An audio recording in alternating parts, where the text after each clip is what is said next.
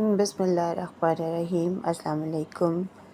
رات کے آخری پہر ایک پراسرار خاموشی پورے محلے پر چھائی ہوئی تھی۔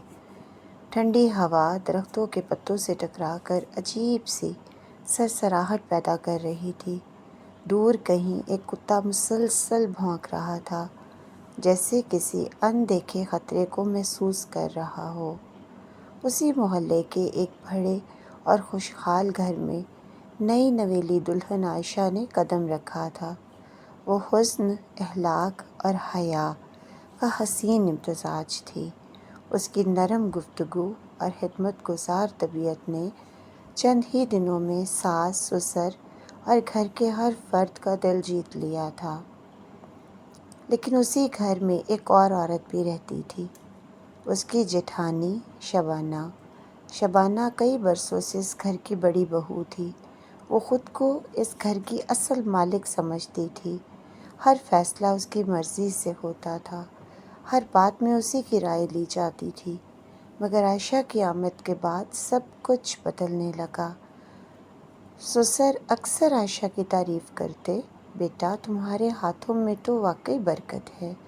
ساس بھی مسکرا کر کہتی، ایسی بہو ہر کسی کے نصیب میں نہیں ہوتی۔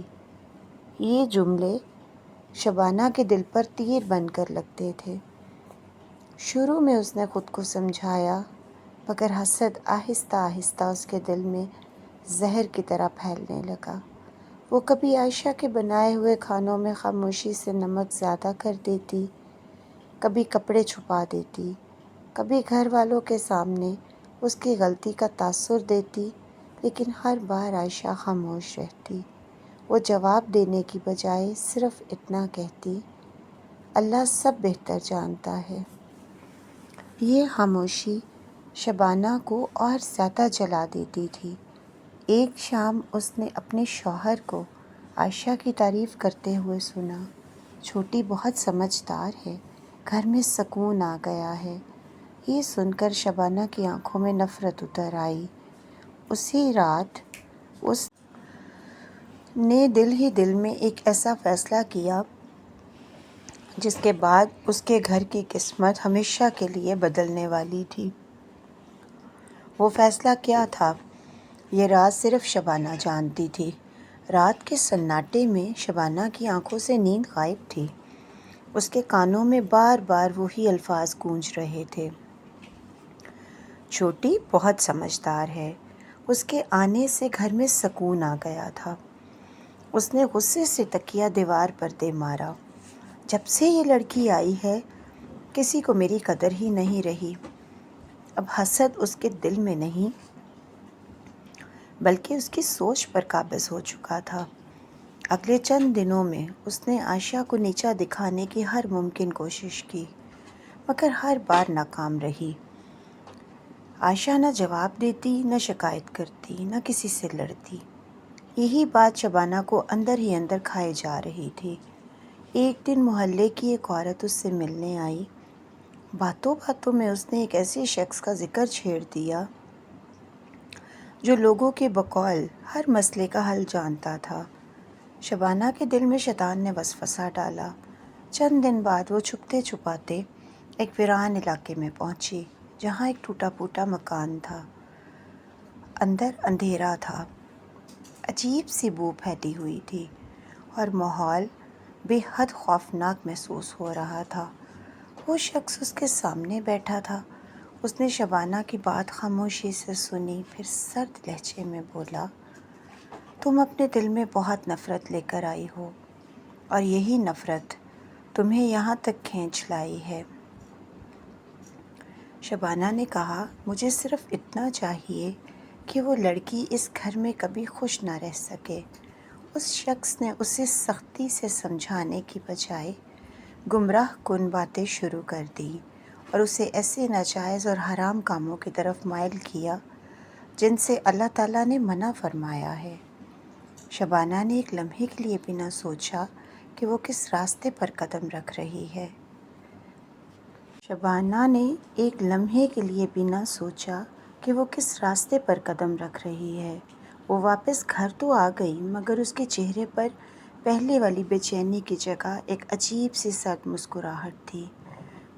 ادھر عائشہ اپنی دنیا میں بے خبر تھی۔ وہ ہمیشہ کی طرح فجر کی نماز پڑھتی، قرآن کی تلاوت کرتی اور پورے گھر کی خدمت میں لگ جاتی۔ اسے ذرا بھی اندازہ نہ تھا کہ کوئی اس کے لیے دل میں اتنی گہری نفرت پال چکا ہے، لیکن آزمائش کا وقت قریب آ رہا تھا اور اس گھر کی دیواریں ایک ایسے راز کی گواہ بننے والی تھیں جو برسوں تک کسی کو سکون سے نہ جینے دیتا۔ ایک صبح عائشہ اپنے کمرے سے باہر نکلی تو اچانک اس کے پاؤں میں ایک نوکیلی کیل چبھ گئی۔ زخم معمولی تھا، مگر چند ہی دنوں میں اس کی طبیعت پہلے سے زیادہ خراب ہونے لگی۔ بخار، کمزوری اور مسلسل درد نے اسے بستر سے لگا دیا۔ ڈاکٹر بدلتے رہے، دوائیں بدلتی رہیں، لیکن کوئی واضح وجہ سامنے نہ آ سکی۔ گھر کا سکون ختم ہو گیا۔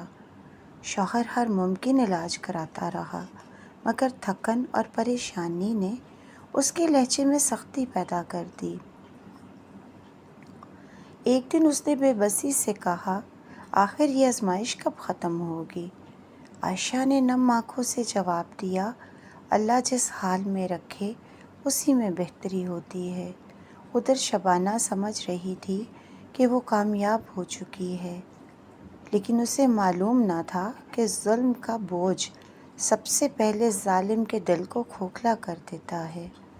چند ہی ہفتوں بعد اس کا اکلوتا بیٹا شدید بیماری میں مبتلا ہو گیا۔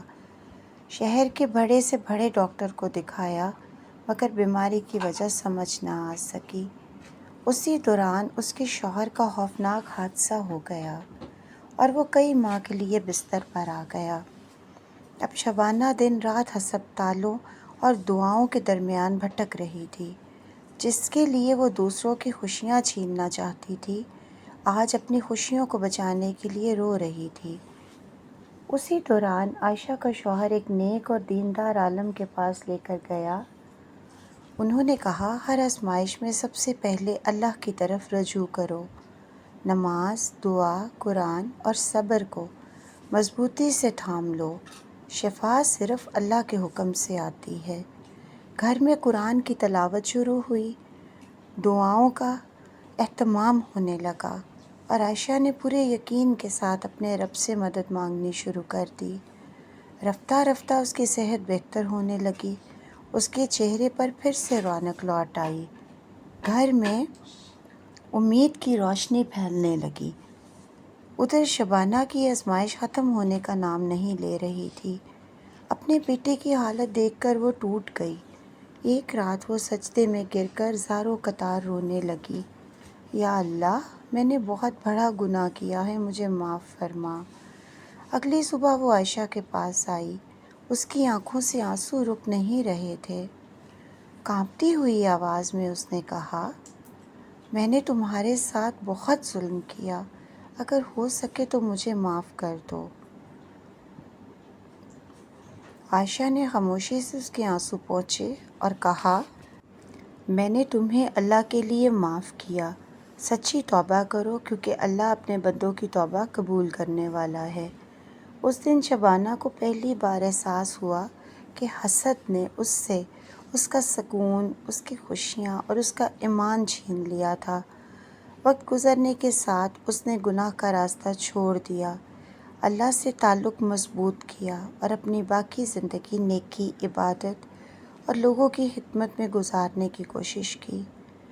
حسد دلوں کو تباہ کر دیتا ہے اور کالا جادو اسلام میں حرام اور بہت بڑا گناہ ہے۔ مشکلات اور آزمائشوں میں انسان کو ناجائز راستے نہیں بلکہ اللہ تعالیٰ کی طرف رجوع، دعا، صبر اور قرآن سے رہنمائی حاصل کرنی چاہیے۔ ظلم اور گناہ کبھی حقیقی سکون نہیں دیتے، جبکہ اللہ کی طرف سچی توبہ انسان کی زندگی بدل سکتی ہے۔ اگر آپ کو یہ کہانی اچھی لگی ہو تو اپنی رائے کا اظہار کمنٹ میں ضرور کیجیے گا۔ اللہ پاک ہم سب کا حامی و ناصر ہو۔ آمین ثم آمین، جزاک اللہ۔